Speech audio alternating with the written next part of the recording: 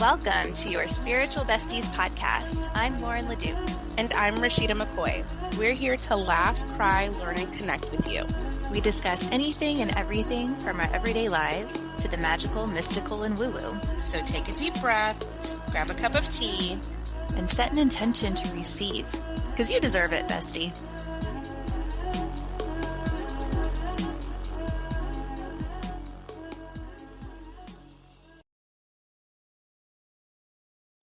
Hey, hi Rashida.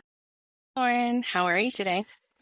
I'm good. I just wanted to say that I think you look really beautiful. I love your dress. Thank you, Lauren. I've Welcome. been feeling this spring energy, and I'm like, let me embody that. I'm in my grubby mom clothes right now, but I just bought a dress that's called a napping dress. Okay. Yeah, the company's called Hill House, I think, but I found out about it online. It kind of looks like what you're wearing, but it's like the coziest thing ever, and it's one of those things you could wear like pretty much anywhere except maybe to like the gym or to yoga or something like that. But it's so cozy, like you could definitely sleep in it. So I'm feeling like that's going to be my summer uniform, and I'm really excited about it. One, I need to look that up because that's amazing. And two, I think having a dress specifically designed for like all things is just, I don't know. I love a good dress. Just throw it on and nothing else if you don't want to, depending on your style and your vibe. But I love that, the napping dress. Yeah. I will look into that, Lauren. Yes. Not sponsored, but this is my new thing. So I think we will get right into our convo today. We have a guest with us that I've been really excited to talk to for a while. We'll get into who she is and her story, but I've been really like not into social media whatsoever lately, or Instagram. I've pretty much been staying off, but I was lucky enough to be on and for our guest Brittney to just pop up onto my feed. Sometimes we hate the algorithm and sometimes we love it for these varied reasons. And she has been really articulating these big, complex ideas in a way in like the shortened format of Instagram and Reels, which is a talent that I definitely envy because I love like long form content. I have a really hard time making short form content that makes sense, but it's been really impactful, and I've been excited to have this conversation. So I'll go ahead and introduce Brittney. It's Brittney, and Brittney Hartley. Hartley Low, correct? It's Low Hartley, but whatever. Low Hartley, okay. Yeah. And Brittney is an atheist director at No Nonsense Spirituality, which is her Instagram name, No Nonsense Spirituality. She has a master's degree in theology with a focus in the future of American religion. Britt has recently published a book titled No Nonsense Spirituality, All the Tools, No Faith Required, which I love the title. And I can't wait to dive more into that. So welcome, Britt. We're so happy to have you here. I'm so happy to be here. Thanks, ladies. Yeah, of course. We ask everyone this, and I'm really interested to know what your answer is. I'm on the edge of my seat. I have no idea what this question is going to be. Yeah. What is spirituality to you? Great question. So to me, it's really about connection to your deepest self and connection to outside of self. And so for me, spirituality is really synonymous with the idea of connection. And for some people, that includes a higher power. So that outside of self is going to include beliefs about the universe or a God or something like that. And for me, it doesn't necessarily include that. For me, that's more just connection to life itself, connection to the human story. But yeah, for me, spirituality is just really about connection, and a lack of spirituality is when you feel numb kind of to yourself and kind of numb to the world around you. And that would be what I would feel is a lack of spirituality. I love that answer so much. And I think, yeah, connection is something so many of us are missing these days. And I think we try to find it in a lot of different ways. But to truly find an authentic sense of connection where we feel connected to ourselves and connected to the world around us can take some work for sure. And I love that you speak to the different trappings that come with, I think, the seeking of that and what to look out for. Before we get into that, though, I would love to know your own story. Where did you start? I believe you grew up Mormon. Is that correct? Mm-hmm. And just start from the beginning. Okay. I'll try to do a bird's eye view. Try to do a flyby here. So I was raised Mormon, and then around 15, 16, really started to have some doubts about the Mormon religion, specifically around kind of some of the rules that I felt were arbitrary, for such a God to say things like, no tattoos, no coffee, things like that for Mormons. And eventually made some choices that ended me up in being kicked out of my home at 16, which is really traumatic. And part of my desire to reconcile with my family was trying to find a way to make religion work, to make Christianity work, even to make Mormonism work, that there was something maybe deeper going on. So I really dove into Christian apologetics and found that there was more to religion than just kind of a list of rules that I was given as a teenager, that there was something here that was interesting. And it was enough for me to kind of be able to reconcile with my family. But I continued to deconstruct. So eventually I lost my faith in Mormonism, lost my faith in Christianity, lost my faith in God. I was in Christian seminary at the time, so I'm doing a master's degree program in theology. Because I've always been a curious mind. I've always been someone who was trying to make faith work, try to make it make sense. And so I went to school to be able to do that. And like so many who go to theology school, you realize that the Bible or certain doctrines or theologies are not as are not what you thought they were when you're a kid and people tell you that the Bible is the word of God. So I ended up losing my faith and kind of got plunged into what we call nihilism, which is just nihilism as a philosophy is just the belief that there is no inherent meaning in the universe. But from the level of experience, it felt like I lost all my psychological anchors. I had lost God. I had lost free will. I had lost sense of self. I'd lost my community. I'd really lost all psychological and social anchors and was just kind of floating in what we call the void of just like, I don't even know up from down anymore. And yet I also have all this religious trauma from being a Mormon. And so everything in spirituality just felt like it had poison on it. Like I was just so allergic to that world because I'd been hurt and I'd been bamboozled.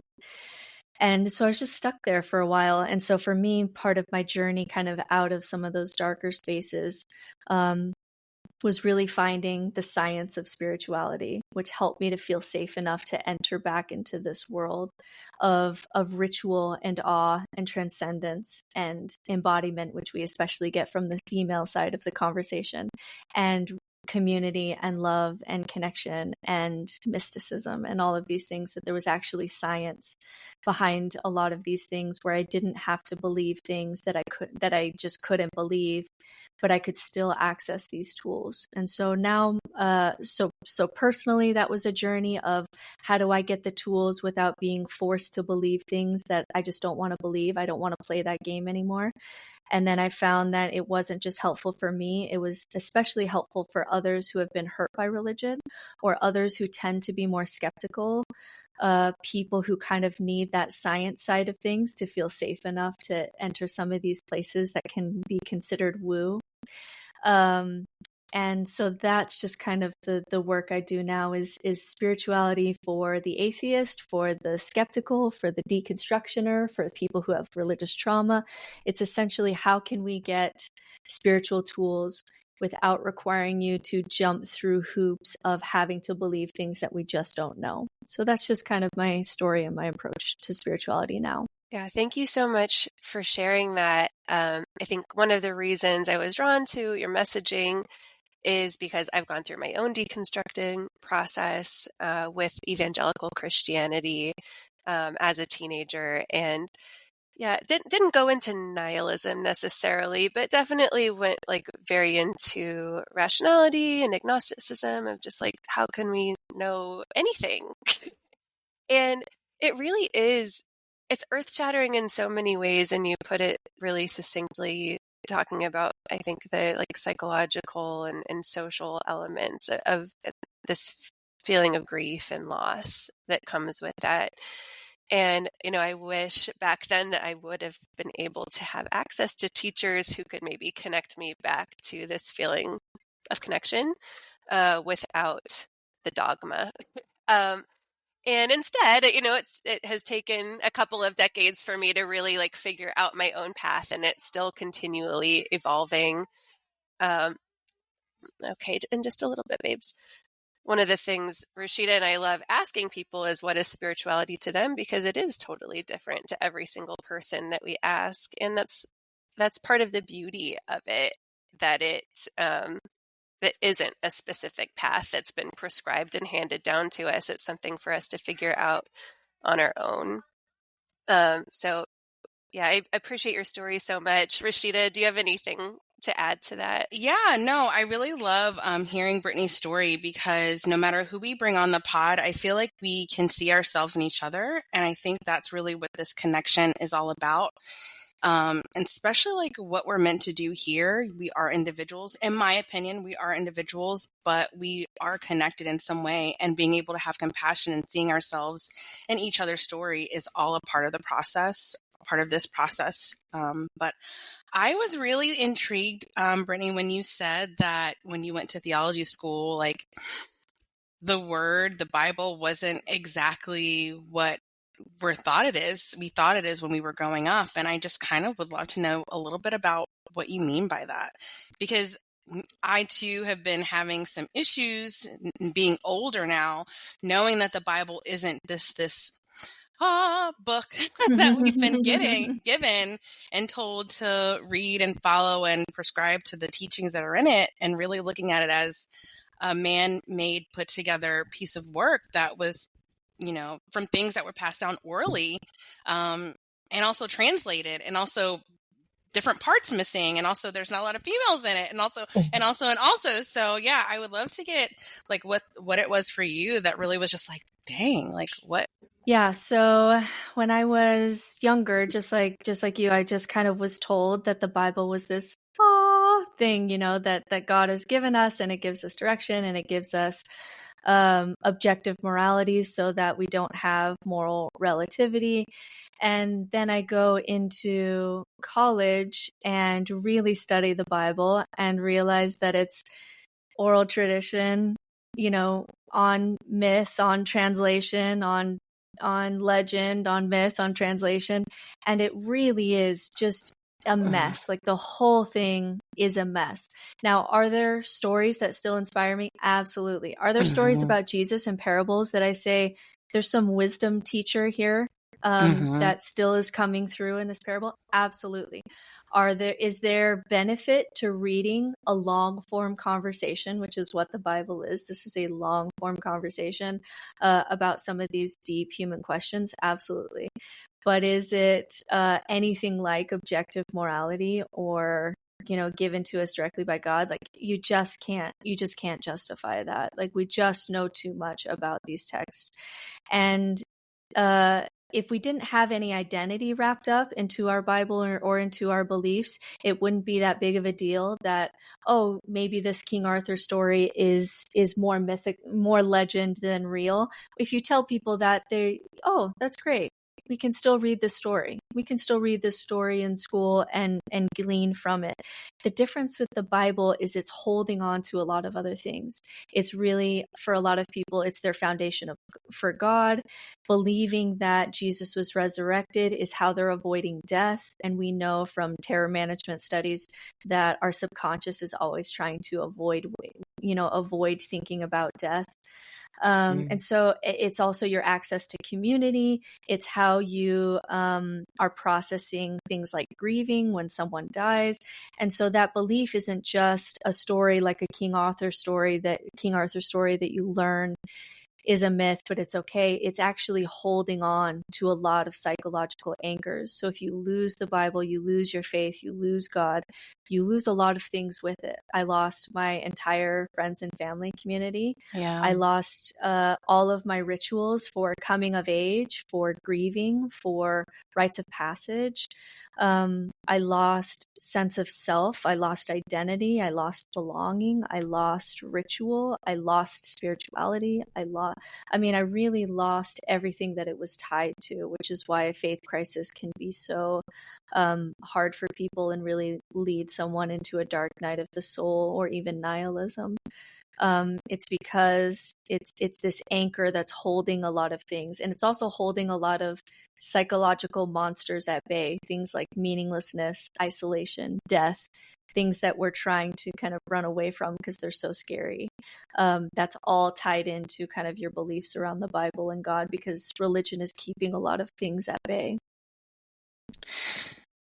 Oh, man, I just had to take that in for a second. One, super confirming, lots of knowledge in everything you said. Really pinpointing how some of us that didn't even grow up super deep into religion. Like, I went to church every single Sunday with my family, and my grandfather was a minister and all the things, but it wasn't super deep when I was with just my mom and my dad, right? But still, having that background, I felt exactly what you were talking about. It's just like you lose your sense of self, and to be tied that deeply to a book is very interesting for our culture. And so I wonder, do you think this is by design? When we sometimes when we talk about the man or they, is it was that what it's supposed to be, to keep or check the masses in line? I have theories about it, but I'd love to get your opinion on it. There's certainly some element to that. Anyone who's in power who doesn't use religion is just not using all the tools that dictator or power structure, can have at their disposal. And religion can be that. But what I usually like to also add to the conversation is that if all cults and all power structures and all leaders and all of that kind of went away today, the reality is we would recreate it tomorrow. Because there is something, so we have these 4 existential fears. This is the work of a guy named Irvin Yalom, who was a Buddhist psychoanalyst. And he really outlined the 4 existential fears that are kind of subconsciously guiding our behavior. So we've talked about 3 of them: isolation, meaninglessness, and death. But the 4th one is a fear of freedom. And the fear of freedom is this idea that actually we like to think that we want a lot of freedom, but we actually get paralyzed when there's too much. And we actually are quite scared of, oh my God, I am responsible for my life and I could make decisions that could really F it up. And so when someone who seems really competent comes in and says, I have a 12-step plan for you, for your life, the majority of us, until you learn this kind of part of you, the majority of us will say in that situation, oh my God, thank you. 12-step plan. All right, here we go. And so the reality is that even though power structures do use religion, certainly, we can look at something like slavery that was supported by the very Bible itself. I think there's a deeper reality that we create power structures, we create leaders, we create gurus, we crave authority sometimes because life is scary and it's gray and we don't know what the hell we're doing as humans. Like, it's so hard to just be a human that when someone who seems like they have their shit together says, I can help you, we're just really drawn to that because it's hard. It's hard to be a human. There's an analogy that if you say that you have to pick one salad dressing and you can eat that salad dressing for the rest of your life and you have 500 choices, that's actually really hard. That's really overwhelming. But if a best friend says, I've tried all of these, here's 4 that I think you'll really love, we actually really appreciate that. That actually helps because we have this fear of too much freedom. So the answer is yes, power structures use religion, but there's a deeper reality that we create power structures because we fear too much freedom. Okay, I am vibing with everything you just said right now, mainly around the choices and also having someone hand us, the 12 steps or the 4 simple ways or the 5 whatevers. When I was newly into my spiritual awakening, I feel like I was seeking that. I was looking for that. I knew I wasn't going to do this. I wasn't, considering myself a Christian anymore, but I just didn't know what to do with my life. And so it was really around the personal development where I was seeing a lot of this until I really sat with all of it. And I'm just like, I just don't understand why this just is not feeling right for me. And I realized it's not for me. And I just haven't found my thing yet. And someone else's thing is not necessarily going to be my thing. But thank you for confirming just my thought. And also talking about you said the 4 existential crises that 4 we have. Existential fears. Fears. Yeah, that makes a lot of sense. Lauren, I have more, but what do you think so far? Yeah, I had never heard that theory before, and freedom makes so much sense. And it's interesting, being an American, because there is so much obsession around freedom, and especially among those who still want to control other people. So it's very interesting to be yelling freedom, but also to be so uncomfortable seeing people live outside, say, the gender binary, for instance, or the sexual binary, or whatever it might be. So putting it within that context and really on the same level as the fear of death makes a lot of sense, and it actually gives me a little bit more compassion and empathy for people who just seem to have such a twisted idea of what freedom is and might mean for themselves and other people. So I love this conversation. I'd love to go into, I guess, New Age spirituality, because people might grow up in religion and then deconstruct that. And like Rashida was talking about, and me too, we begin this seeking, I think, maybe for something else to fill the hole, or for something that feels more authentic, more connecting. And then I think many of us come to find out on this journey that there are a lot of similar trappings in New Age spirituality as there are within more established religions. So I'd love to know, what do you see there, Britt? What are these spiritual trappings that you've come across? Yeah, it's a great question, and one that I get a lot of heat for. I most of my time on social media is on TikTok, and there is a sense on TikTok that you can critique religion, and even religious people will know that religion has caused some problems, and they're aware of that yes, religion has caused some of these problems, but they consider it to be an overall net good. One of the problems with the other side of that coin is on the New Age spirituality side, it's not as maybe visible what some of these traps are like it is in religion. So and this goes to why the occult world is having problems with the other side of the coin. So religion has problems because it's too hierarchical, it's too authoritarian. The box that you try to fit, they're trying to fit you in is too constricting for many people. But when you swing to the other side and say, I'm just doing intuition, I'm just doing paganism or Wiccan or whatever you're doing, the problem with the other side of that coin is that you actually don't have enough mentorship. You don't have enough maybe not hierarchy, but at least wise voices that are kind of checking ego, that kind of thing. And so unchecked intuition can often become just your ego having a place to play without any checks or balances at all. And so people can get lost in that space very easily. And the Christianity to witch pipeline is a straight line. And so what we're seeing is that people will deconstruct from Christianity for various valid reasons. But if you don't deconstruct fully, what happens is the same tendencies you had in religion. Your brain's going to want to just find a new belief that's going to fit that same brain pattern that you have before.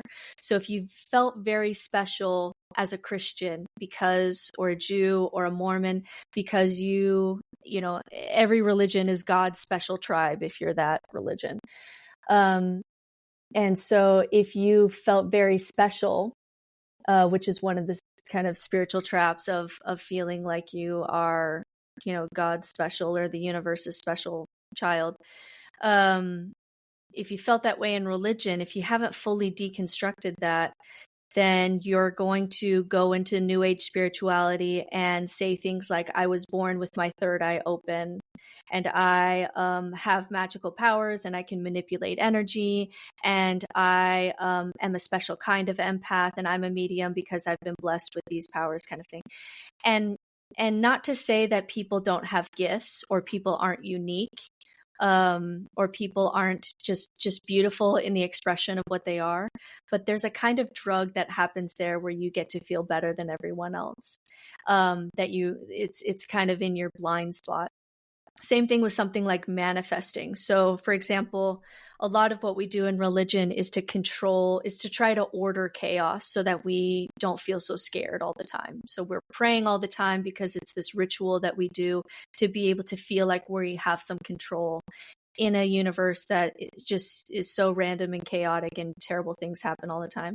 And if you don't sit with making peace with what you don't know and chaos and be uncomfortable and sit with that, then when you go to the New Age side, you start playing manifesting games where you're trying to match your frequency to the universe.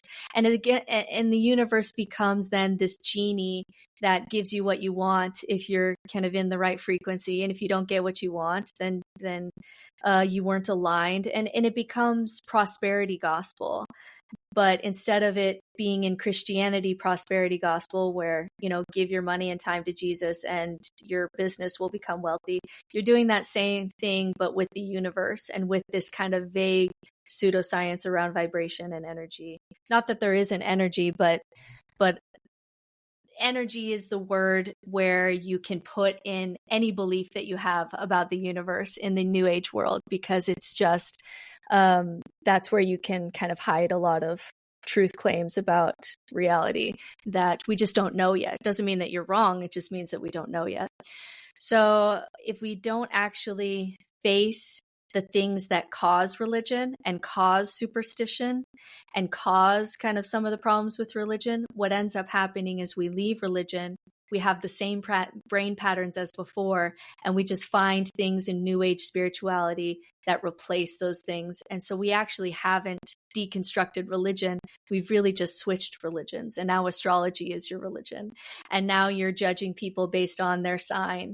And just like you used to judge people in Christianity, and you say, oh, I don't F around with Aries people, sorry. And it's like, well, that's pretty judgmental. So really, deconstruction is a bigger process than just leaving a church. Deconstruction is really seeing what are the fears and desires subconsciously that drive our desire for superstitions and religions and cult leaders and believing in things that we just can't prove yet. Why does that have to be true? Why are we clinging to that? And it's because of all these things that are going on in our subconscious that we can actually face directly, so that we don't have to just leave religion to jump into a new religion where we're essentially doing the same thing. Thank you Thoughts? for thoughts. That was a lot. I just dumped a lot. That was a lot. But that was a lot. For sharing that. Lauren and I are like nodding and laughing and like agreeing and all the things.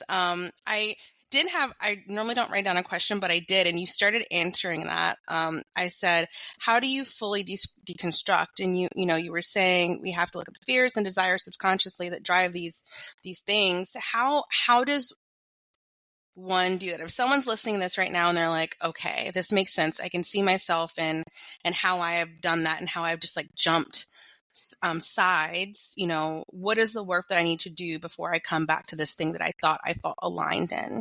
Yeah. So a great place to start is an exercise I like to do where I ask you how many species of elephant are there, and you just kind of guess. And then I ask you, like, how sure are you that is right? And then I give you the correct answer, which I don't even know. I actually should use one where I actually know the answer.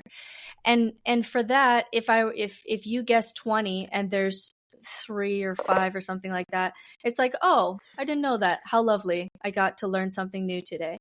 And that's really how we should be about truth, because I think it was Neil deGrasse Tyson who said they tried to quantify how much we know as humans. And so we kind of mapped out what we know and the questions that we're asking. And we know about 4% of what we know and 0% of what we don't know.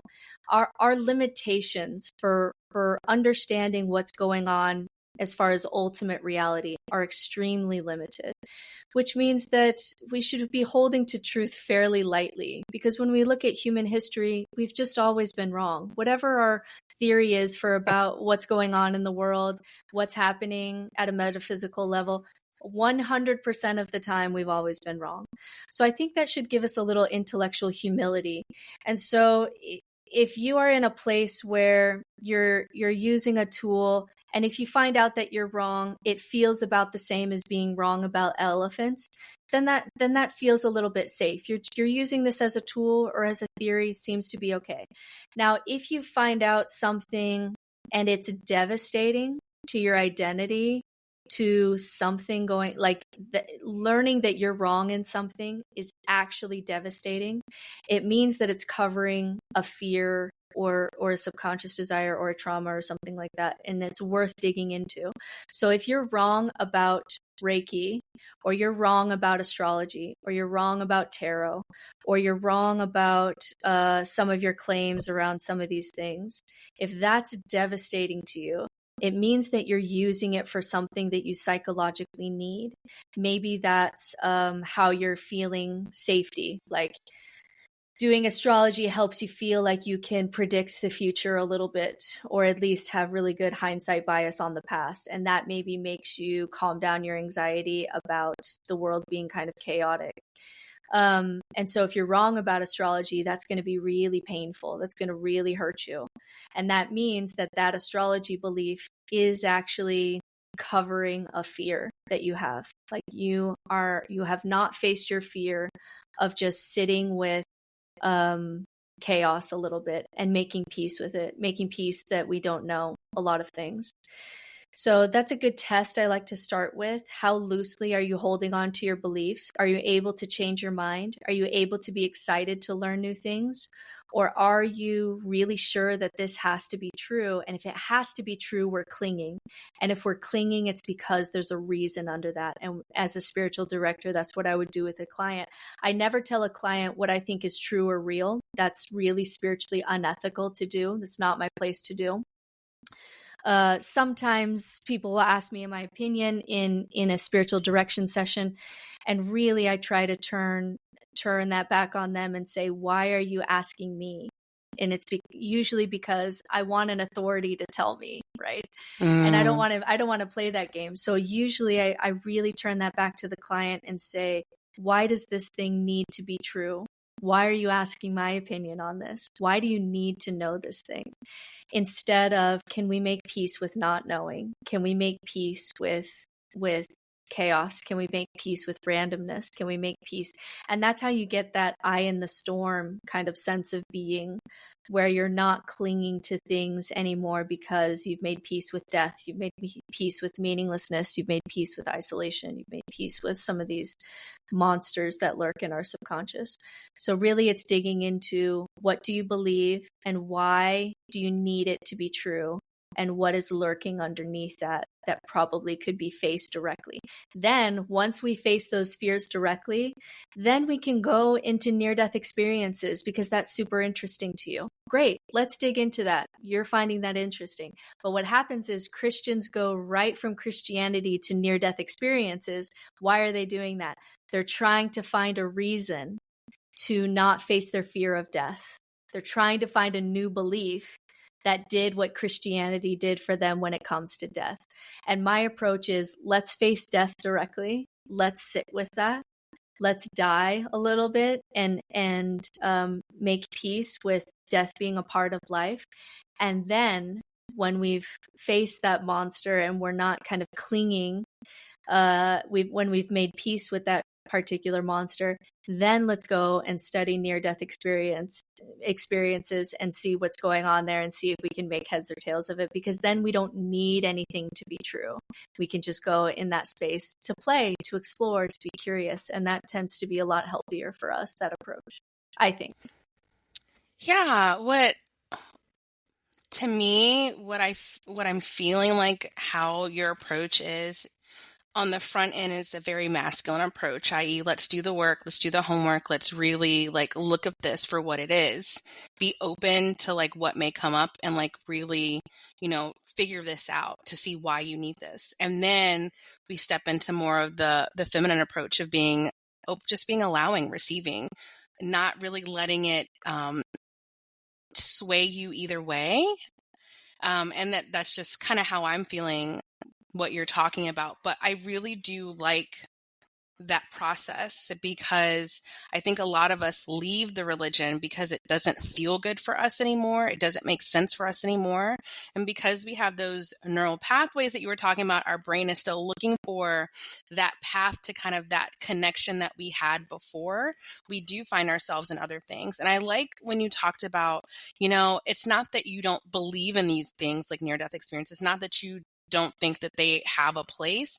It's more so let's uncover what's already inside of us first before we add on these layers of quote unquote identity. I'm a past life regression therapist, but can you truly be that? Can you really be that without really uncovering the truth of who you are first, seeing all those shadows, addressing those shadows, and then putting that hat on in a way, and then sharing that with the world, also sharing it to people who have also done that inner work, looking at the shadows, and they can take it how they want to, but they're not taking it for gospel.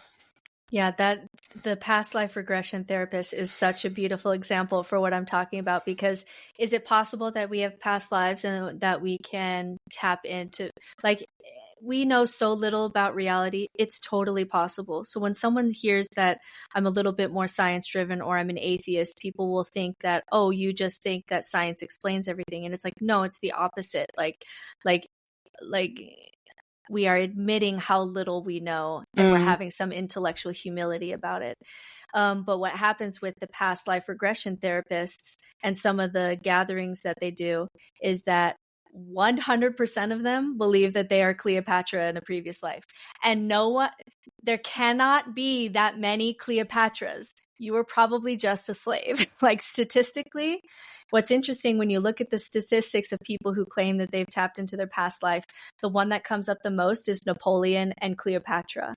And it's statistically, there's something there where we want to be really special. And it, like you said, Rashida, if you don't dig into your shadow work and why you need to feel that way and what's driving that kind of ego place or that shadow place, where you have to feel like you are extra special in order to have value, then these places are really being driven by your ego, but there's nothing to call you out on that.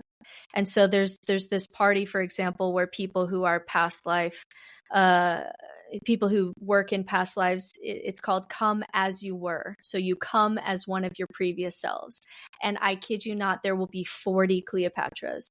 And it just starts to get a little bit off track there of I think we're leaving what was helpful about this therapy.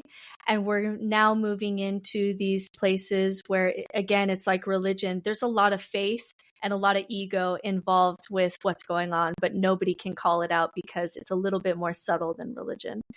And so that's one of the fears that I have for the New Age side. And I love that you bring out the masculine and feminine, because there is something really powerful when you get to the end of the hero's journey where you have the balance of, the heroine's journey. The end of the heroine's journey is the balance between masculine and feminine.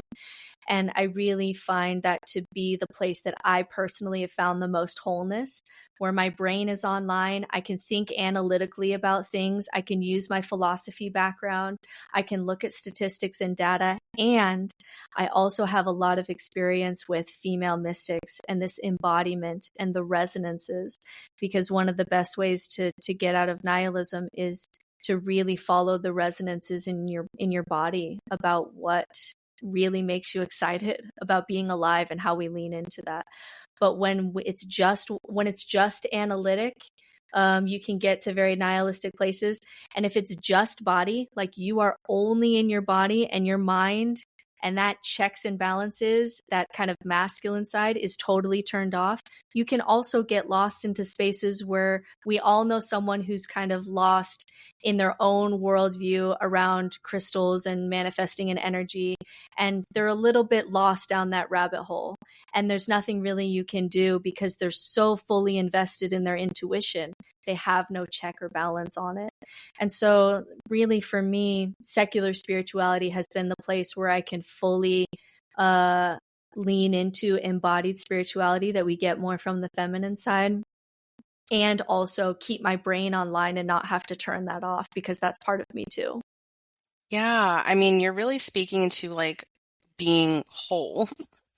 Because I know when I first stepped into spirituality, it was more of, you need to really be in your feminine. The reason why X, Y, and Z is because we're too masculine. Our society's too masculine, this and that. And, I know Lauren and I have talked a lot about how we need both. We need both and all of it.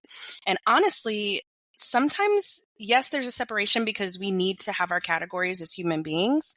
But when we look at the world around us, like it is all and everything. It is not black nor white. It is everything. And so is the masculine and feminine. I feel like having the distinction is great because, like I said, we need to like be able to identify things. But it's really, in my opinion, spirituality is about just bringing it all together and figuring out what that is for you, what flavor that is for you. So I really like how you talked about that, Brittney. Lauren, I'm going to step back again because I can keep going. Yeah, sure. I would like to. Okay, there are a couple subjects I wanted to bring up. One of them has to do with the masculine and feminine, and it has to do with and I'll say when Rashida and I have conversations, when I'm writing about masculine and feminine, it's certainly not about men versus women, Yes. or like fitting into any type of like specific gender roles or binary or anything like that. But we do speak about it in terms of like spiritual connection for sure. You had a reel that I loved, and it was. It's been a few weeks, I think, since I watched it. But you had a picture of a mother who had like planned this birthday party for their child. Oh, yeah. And you were comparing and contrasting that to, I think, more masculine expressions of spirituality as we've learned them, meditation, for instance, and saying like, why isn't this considered spiritual? This mother has spent weeks like figuring out exactly what their child wants. And essentially what they're doing in creating this birthday party is embodying love. So I'd love to speak more to, I guess these were the two subjects I wanted to bring up, but more of like, what are these, and we don't have to call it feminine necessarily, but what are these like embodied expressions of spirituality in your opinion? And how do we connect with spirituality in the ordinary? Because that's also a lot of your messaging that I really connect with. Yeah, that's a big topic and one that I spend a lot of time time talking about. So like you, when I talk about masculine and feminine, I am in no way talking about gender, even though there may be some kind of bell curve there statistically. It's if anything, that would be a loose one. For example, my mother expresses much more qualities that we have called the masculine, and my father expresses qualities that more commonly we call feminine. And really, these are just the traits and qualities that we have kind of categorized in this way. And so what happens is, in religion, only men have written scripture. And so because of that, and not just men, a very particular kind of men, this is a priest class man who is being supported by the community. So they're not working, they're not running families, they're certainly not doing birthday parties. And these are particular kinds of men that have written scripture. And so it's in all the obvious ways, especially the Abrahamic religions, but even Buddhism and the Eastern religions are patriarchal. Some people think that Buddhism escapes this somehow, but we have early Buddhist texts that talk about how deceit is like excrement and women are full of deceit, things like this. Or women are roadblocks to enlightenment.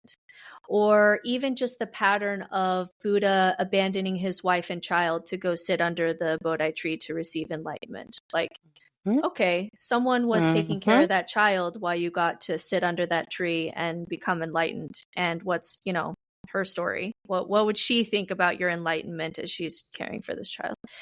So religion has only been, since agriculture. We can talk about religion before then, which was much more plural and matriarchal and healthy in many ways because of that. But since agriculture, religion has been really written by priest class men. But then also, when you leave religion and go into the world of spirituality, the world of spiritual gurus, that is also dominated by men. And so what happens is, even if it's subconscious, even if it's not meant to be controlling, because even if these are well-intentioned men, it's only getting one side of the conversation. And so what you'll see that post that I did that you're talking about is, if a man goes to India for 3 weeks and sits on a mat and thinks about loving people, we say, oh my God, what a spiritual man. Give this man a microphone, give this man a platform. He's so amazing, right? And yet the woman who is for weeks planning the birthday party, asking her daughter her favorite color, planning this moment where this child feels really loved and seen, that's not considered, like, we're barely calling that emotional labor. We haven't even begun to call that spiritual.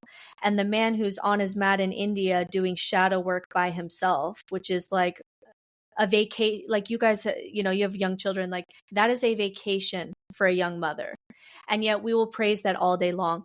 But the woman who gets up in the middle of the night and your brain is on fire and you're thinking intrusive thoughts and you really want to go back to bed and be asleep, and you choose love in that moment by cleaning diarrhea off of the floor, and we don't call that spiritual, we don't call that ego work, we don't call that shadow work, we just call that women's work. We don't even think that it's in the spiritual realm at all. And yet it's what that man was doing in India by himself on retreat, on vacation, and she's doing it in real life, and we're not calling it spiritual. And so the reason that happens is because women's spirituality historically has been embodied, which means it's not about jumping through hoops of rituals that you have to wake up at. The ice bath bros in the spiritual world will say, yes, be spiritual, wake up at 5 a.m. and do your ice bath, and then ground at 6 a.m. and spend half an hour getting sunlight in the morning. And then, they have this whole list of things that they're doing that are spiritual. When we say, oh my God, that guy is so spiritual. But women, when you wake up in the morning, you are adjusting to the people around you. You don't wake up at 5 a.m. every day and go, like, you were up all night with a sick kid, or you have a kid in your bed, or your kid just tells you that he has a project due that day and didn't tell you, and now you're doing a science fair early in the morning. And so spirituality has never been written for women who are adjusting to people around them, because women are relational.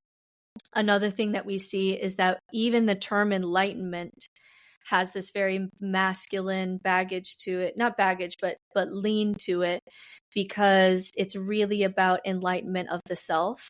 And what I find with women is that so often transcending ego happens in relationship, because maybe you're the first person in the relationship to say, I'm going to say sorry for my piece, even though I'm hurt. That is transcending your ego. But do we call that enlightenment? No, we don't call that enlightenment. We just call, like, maybe in some spaces we'll call that emotional labor. But do we call that spiritual ego work, that you're the first person to want to reconcile and be doing the mental labor to be able to reconcile when you're in relationship? We don't call that spiritual at all. So for me, a huge part of my journey was really being in the masculine when I was younger, really leaning into philosophy, theology. These are very male dominated spaces. And then, like you're saying, Rashida, where, you try a lot of these things and you wonder why it's not resonating with you. And 9 times out of 10, when I ask a woman what her spiritual practice is, she says, I try to meditate, but my kids are too crazy, and so I don't have a spiritual practice. Not recognizing that female spirituality, embodied spirituality, spirituality in relationships, spirituality on the move, doing a ritual, which is creating a meal for your family and ritualistically wiping the counter the way that you always do it. We have never called that spiritual, because men have always defined religion and spirituality. So uncovering that for me was so deeply healing, and telling women some of these messages so that they don't feel like they're not spiritual because it doesn't fit these kind of male spirituality rituals that, you're supposed to do, has been really freeing for me. And I've seen a lot of women really change how they see themselves by saying, actually, what you did last night in the middle of the night was some of the deepest and hardest shadow work or ego work you can do. And that was deeply spiritual. And nobody has told them that. And that's been a gift that I really love to be able to receive from women, but also give back to women.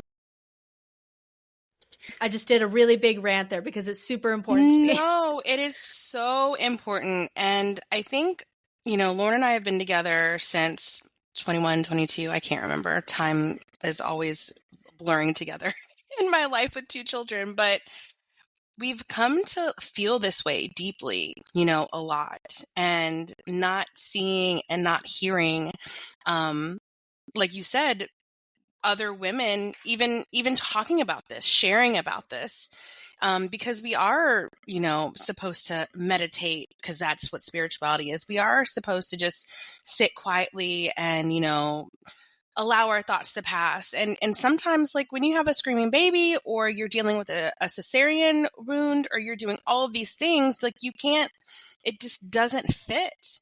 And so you also are finding yourself outside of your spirituality and having someone say no, like you dealing with this crying baby and you showing it love and your self-love in this moment.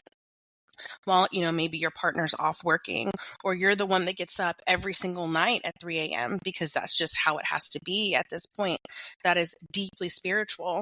This is really hard work that you're doing, and, show yourself love for that. We don't see that. And we don't hear that. I know after my second baby, I thought I had it all figured out after my first, and then my second one came, and I just did not know. I felt like I was losing my spirituality again. I just felt like I wasn't connected. I wasn't just there. And luckily I had someone like Lauren to kind of help me through that time, but we don't hear that enough. And I'm getting a little emotional because it just feels so good to hear that, for someone to say, no, your life, what you're doing, one, is super important, but it matters. And it not only matters to your children, but to your spiritual self as well. So thank you for going on that rant. I was nodding and agreeing the entire time, because it's so resonant. Lauren, I know this is your question, so we're going to go back to you. No, I loved listening to the quote unquote rant too. And Brittney, you could have kept going, and I am all ears for sure, yes, because these are absolutely the same conclusions that I've been coming to, pre-children. I had hours, honestly, to spend on my spiritual practice and considering philosophy, and I got to take the cool yoga vacations and things like that. But honestly, I don't want to say it meant nothing, but the work that I'm doing now, which is 24/7 caretaking plus spiritual work and stuff, it just means so much more in action. It's one thing to talk about non-harm. That's like one of the number one principle in yoga, and it's a whole other thing to experience it and to be challenged constantly and to step up to the plate and to have the awareness of it, which is why I think like having this sense of balance, like you were talking about, hold on, Gemma, like the masculine might be like the knowledge of the philosophy, right? And then the feminine is like, how are we actually applying it and embodying it, and to put that together, because we can be, I don't know, caretaking as a form of worship, let's say, but not be aware of it. And I think the awareness of it adds a sense of depth and appreciation for ourselves that maybe we wouldn't feel otherwise. Sorry. I'll give you your microphone when we're done. So speaking of caretaking, it's about time for me to shift gears again. And Brittney, I know your time is really valuable, so we would love to wrap up this conversation just by asking, where can people buy your book? One, where can they find out more about your work? And if there is anything else that you would like to share with us right now? Yeah, just I want to follow up on your thought before I wrap up of not only is it so healing for women to be told that what they're doing is hard and valuable and spiritual in a way that they've never been told before, but there's also so much wisdom that we're lacking by women not sharing everything that they're learning. Because like you, before I had kids, I had a full life and I did many spiritual and amazing things, and yet I didn't fully meet my shadow until I became a mother, or in relationship when someone has a mirror to the parts of me that I don't want to see. And so for me, having a long-term relationship has been the deepest shadow work that I've done. And also becoming a mother, that is when I really met my shadow, because one of my favorite lines is, before you have children, you get to live under the illusion that you're a good person. And then you become a mother. And there were times that honestly, if my husband took my kids out, I would have fantasies about them getting in a car wreck so that I could just get some sleep. And I didn't know I had that part of me in me, because before I would have said like, oh, I'm a pacifist and I'm, blah, blah, blah. And I really met my shadow in the shame that I felt for some of my resentments that come in relationship. And so not only are we missing women realizing what they're doing is hard and spiritual, but we're also missing that only the men who sit on the mats, who talk about shadow work and maybe give you a workbook or something like that, that tends to be the dominant voice in this space.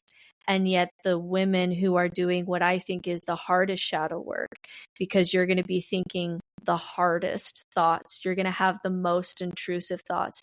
When we talk about something like postpartum rage, we didn't know how many women, it's more than 50% will, not everyone gets postpartum depression, but that rage towards members of your family where you just want to scream, or maybe you even feel like being violent.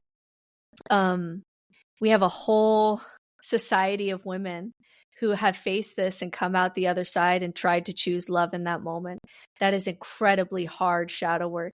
And yet we are missing all of that wisdom in the conversation, because these women don't even know that they deserve a microphone for what they just did. And that hurts everyone. And so what we have to remember in this conversation about the feminine and embodied spirituality is that this isn't man-hating. This isn't saying that the meditation retreats don't have value, or the ayahuasca trips, or the ice baths, or, that whole side of things. It's saying that by missing half of this conversation and all of the wisdom that is trapped in that side of the conversation, it hurts everyone. So we found this, for example, with the deaf community. We put subtitles on TVs and on phones and social media, particularly for deaf people, and then found that almost everyone now watches things with subtitles because it helped everybody. And I think it's going to be the same thing for adding the feminine voice. It gives more options for what spirituality looks like, for what spiritual paths look like, for what listening to your body and your own inner voice and really getting into your body versus kind of the history of men in spirituality, which is transcending the body. That has not only blessed me as a woman, but those conversations have also helped my husband claim his own spiritual path. And so it really is a message for everyone, not just for women, because it just adds more options and more wisdom and more paths, and more of your leaning into your authentic spiritual journey, which in the end helps everyone, men and women and anyone on, the gender spectrum. And so that's something to keep in mind, that this isn't about gender wars or who's doing spirituality right. It's that by missing this entire half of the conversation, it's actually hurt everyone. So if you want to learn more, my taglines are no nonsense spirituality on TikTok and Instagram. I have a website, nononsensespirituality.com. I have courses on there. If you really liked that feminist rant, I have a very long conversation about the history of matriarchy and patriarchy and how to I think depatriarchy your spirituality. I have a whole course on that, and religious deconstruction, nihilism. I have some courses on my website. And then I also have my book, No Nonsense Spirituality, All the Tools, No Faith Required. That's available on Amazon and also Kindle. And I loved being here today. Yeah. Thank you so much for sharing all of that. I definitely want to look into the courses. And we just want to also ask you if you'll be our bestie. I'll be your bestie. I had a heck of a time. Thank you so much. I mean, I could have kept going, but Yeah. We can't do that. But thank you so much for being here, Britt. We really appreciated all the wisdom you shared and really just setting the stage for us to have these conversations and really looking at that other half that you were talking about, affirming some things that I think a lot of us really, really feel deeply. We just don't know how to voice. And Lauren, thank you so much for finding Brittney. I guess we need to thank the Instagram algorithm, right? Because this has been amazing. Besties, thank you so much for tuning in. Be sure to follow Britt if what she said resonated with you. And we'd love to continue the conversation on our page. Feel free to reach out and message us. And yeah, we'll talk soon. Thank you. Thanks, ladies. Thank you so much for joining us for this incredible episode. If you loved it, don't forget to subscribe, leave a review, and tell all your besties about us. You can also connect with us on Instagram at Your Spiritual Besties Podcast. And be sure to say hello and share your thoughts about the episode. Love you, bestie. Talk soon.